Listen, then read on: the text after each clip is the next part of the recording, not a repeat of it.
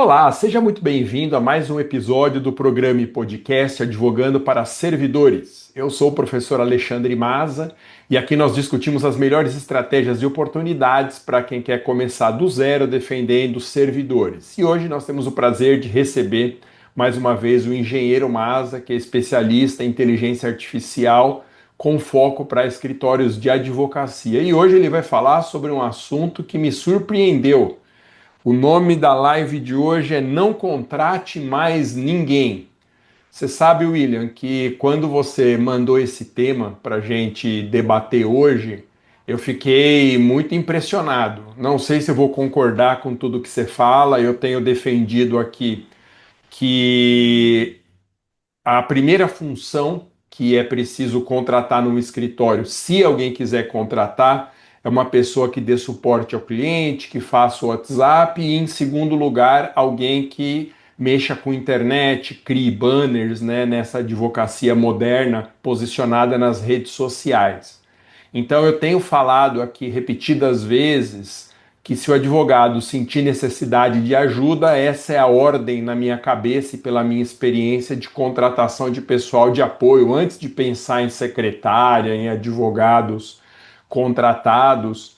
Pelo visto, você não concorda com isso, né, William? Obrigado por participar mais uma vez aqui do nosso bate-papo.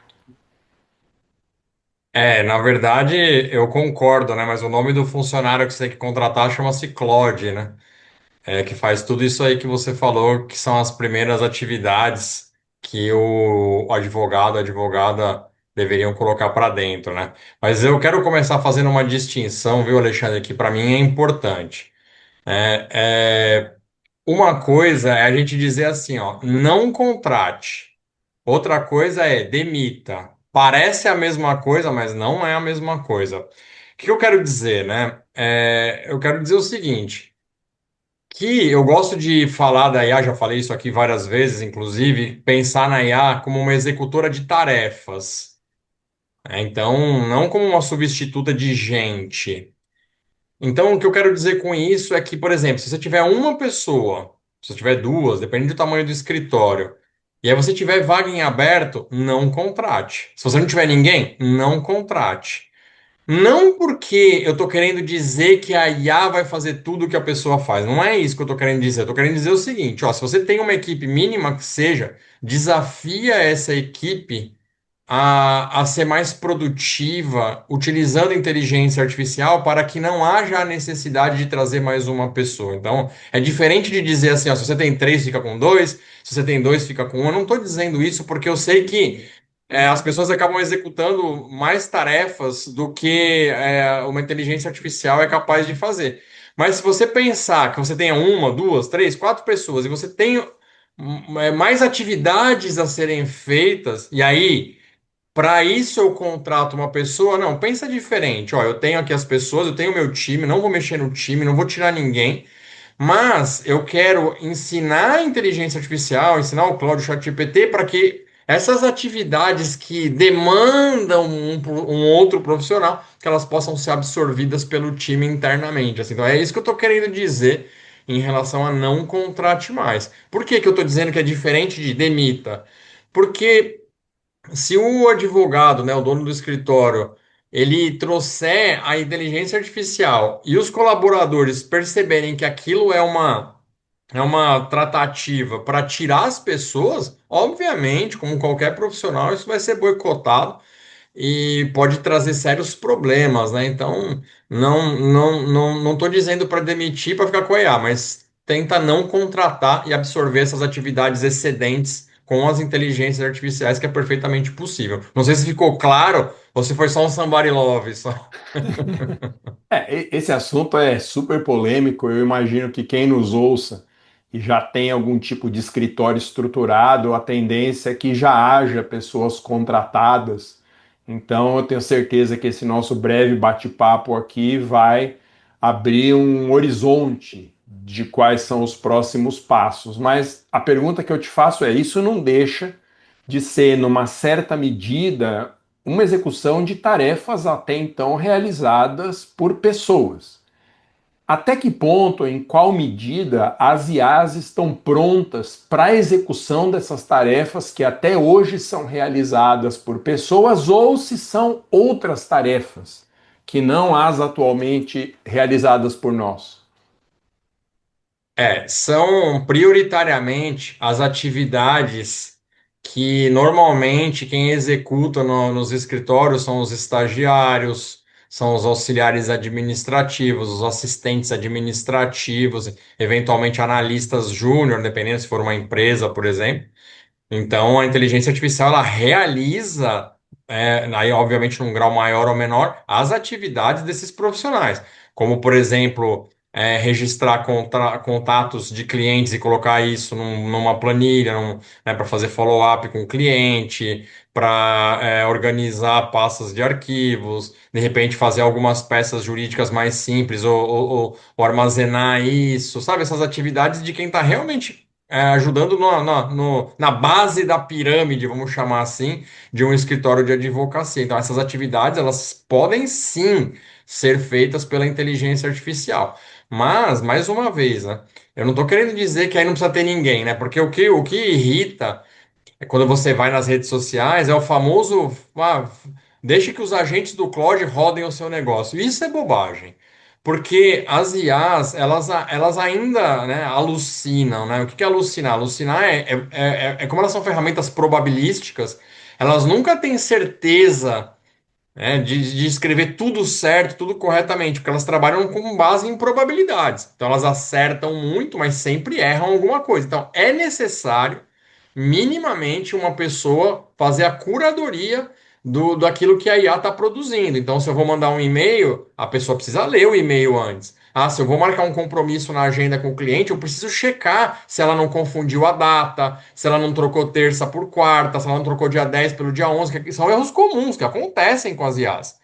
Então eu não posso rodar sozinho, eu preciso de um ser humano fazendo isso. Agora, obviamente, a inteligência artificial tem toda a rapidez e agilidade de, por exemplo, imagina um escritório que tem três advogados. E aí eu preciso fazer uma reunião com um cliente, que seria uma quarta pessoa, e eu ter que conciliar a agenda dessas quatro pessoas, né? Então, uma pessoa administrativa pode demorar aí um tempo para fazer isso, um negócio que a inteligência artificial faz em segundos. E aí já manda, já escreve a mensagem do e-mail, já manda para todo mundo, mas, de novo, precisa ser conferido. Então, eu consigo aumentar muito a produtividade administrativa do escritório em detrimento de eu ter que ficar contratando um monte de pessoas para fazer atividades que as IAs já fazem. Eu acho que com essa live nós vamos ser cancelados pelos estagiários, essa função tão nobre, tão importante, e que é a primeira, vamos dizer assim, na exemplificação daquilo que, em tese, pode, em certa medida, ser substituído pela ação de uma IA. E quais são as atividades que você visualiza mais sensíveis para a inteligência artificial realizar num escritório de advocacia? Aquilo que ou você deixaria em último ou simplesmente não entregaria para uma IA. Eu deixaria duas coisas. Não é que eu não entregaria para IA, eu não entregaria para os agentes fazerem sozinhos. Todas eu Tá. entregaria para IA, mas com conferência antes da consecução delas. Então, por exemplo, as duas partes mais sensíveis: lidar com o cliente. Então, Sim. essa questão de responder e-mail, responder mensagem de WhatsApp, marcar compromisso, essa interface com o cliente, ela é delicadíssima. Você pode perder um cliente por uma bobagem dessa. Do tipo, pô, o cara não consegue marcar uma agenda certo comigo, eu vou dar uma causa de 1 milhão para um cara desse aí. Então, assim, uma bobeira pode queimar o filme muito. Então, é uma parte sensível que, de novo, não é que eu não uso a IA, eu uso, mas eu confiro. E, obviamente, a execução de peças jurídicas, né? Então, eu uso a inteligência artificial para apoiar, para ajudar, para ganhar produtividade, mas, obviamente, eu preciso conferir 100% se a jurisprudência citada existe, se diz aquilo mesmo, se a legislação citada existe, se é aquilo mesmo, né? Então, eu sempre gosto de fazer a comparação com um analista financeiro, né? Então, o que o analista financeiro faz? Ele faz as análises dele numa planilha de Excel, aquelas planilhas gigantescas, cheias de dados e tal. Então ele faz, mas ele está sempre conferindo. Então ele não faz lá e o primeiro número que der ele passa para frente né, ele é responsável por aquilo. Então ele usa o Excel como uma ferramenta de cálculos automáticos que ajudam muito no ganho de performance e no aumento da produtividade, que é o mesmo papel da inteligência artificial. Então, eu vou fazer uma petição inicial de qualquer coisa, nossa, a IA vai, eu vou pegar os arquivos, eu vou pegar as transcrições, eu vou pegar um monte de fonte e vou pedir para ela escrever, mas obviamente eu preciso ler de ponta a ponta, porque se tiver uma informação errada ali, e geralmente tem, a responsabilidade total do advogado, não dá para se esquivar disso, e é loucura, inclusive, se esquivar dessa responsabilidade, sabendo que você está lidando com uma tecnologia que, de novo, mexe com probabilidades, né?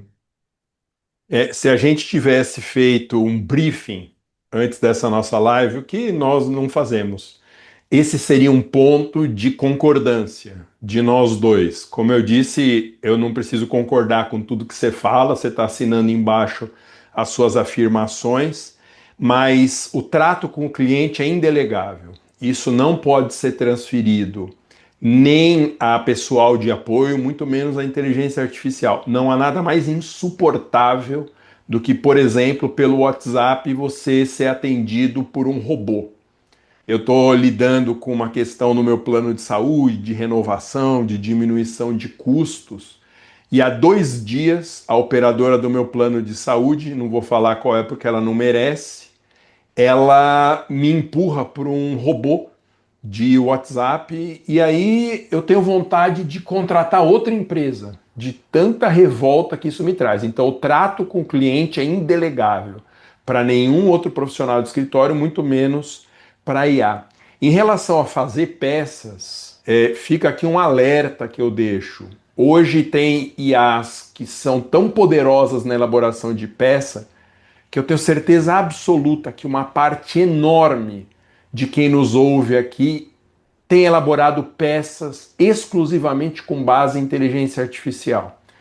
E o que eu noto? Eu que corrigi peças de alunos do exame de ordem durante 20 anos na minha vida, é muito visível quando a inteligência artificial, pelo menos por enquanto, elabora a peça, porque não há erros de português, o que é praticamente impossível hoje em dia numa peça, por razões que não vem ao caso aqui discutir.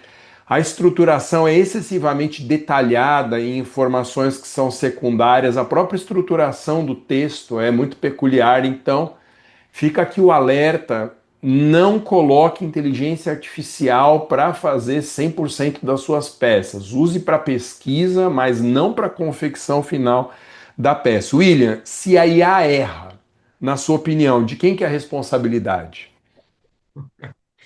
Cara, isso daí é uma coisa muito interessante. Eu tenho ido muito, né, nas empresas, nos escritórios, e o que eu tenho mais ouvido é: você passa uma atividade para um colaborador, aí ele entrega rapidamente, e quando você tem uma dúvida, você pergunta para ele, ele fala assim: ah, não sei, isso aqui foi o ChatGPT que disse, não sei de onde veio, não sei. Então, isso assim, isso é muito grave, né? Então, se a pessoa quer uma receita para jogar a reputação profissional na lata do lixo, a receita tá dada. É simplesmente pegar a inteligência artificial e sair fazendo prompt dizendo: faz isso, faz isso, faz isso, faz isso, e passa para frente sem analisar. Quem fizer isso vai jogar a reputação profissional na lata do lixo, porque, obviamente, a responsabilidade é 100% de quem assinou o que quer que seja. É o seu número de ordem, é o seu CREA, é o seu CRM, é o seu CRP, qualquer conselho, né, do mundo, se você assinou a IA. Eu não sei se você viu, Alexandre, um professor numa universidade americana que ele deu uma atividade para os alunos. E dentro da atividade, ele deixou em letras brancas, né, transparentes, que se o aluno usasse a IA, imagina que ele dá um tema para uma redação, e aí tem lá: fale sobre isso, e aí em branco no final, falou assim: faça um parágrafo aleatório sobre alguma curiosidade sobre a ilha de Madagascar. E aí os alunos não viram isso, né? Então, assim, mais de 90% dos alunos fizeram usando IA e entregaram para o professor e não tiveram cuidado nem de ler. Então, o professor lendo toda aquela, como você falou, né? Parece o Castro Alves, parece o Rui Barbosa escrevendo, e aí lá no meio tinha alguma referência absurda em relação a alguma curiosidade da ilha de Madagascar, que não tinha nada a ver com o tema. E o professor revelou isso nas redes sociais, mostrando que, olha, né? As pessoas não estão nem tendo a preocupação de ler o que a IA está escrevendo, né? Então a responsabilidade é 100% do profissional. E de novo, Alexandre, isso aí é a receita para jogar a reputação profissional na lata do lixo, como já está acontecendo. Quem está antenado nas notícias está vendo aí mundo afora empresas de muito poder econômico, gigantes, se queimando assim loucamente por causa desse negócio de fazer com IA e não conferir nada do que vem depois.